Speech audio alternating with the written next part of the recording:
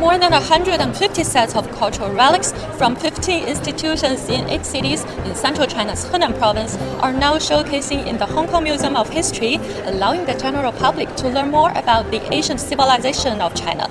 Let's go inside and check it out. The exhibition runs from April the 3rd to July the 8th.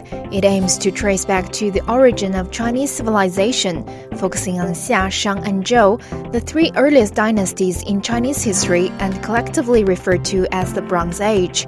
Among the collection, 33 items are Grade 1 national treasures, and about 40 items are on display outside Henan for the first time. 去年4月，我们第一次到河南省5天的时间，去了郑州、洛阳跟安阳等城市，就是拜访了10多家，就是不同的博物馆跟机构，带回香港以后挑选不同的展品，同时也是室外把最新的出土发现的文物、最具代表性的文物带到香港。 在整个展览期间，我们会为文物提供合适的温度、湿度、光照度，也会持续监测场地里面污染物的水平。在展示方面，需要考量文物本身的状况。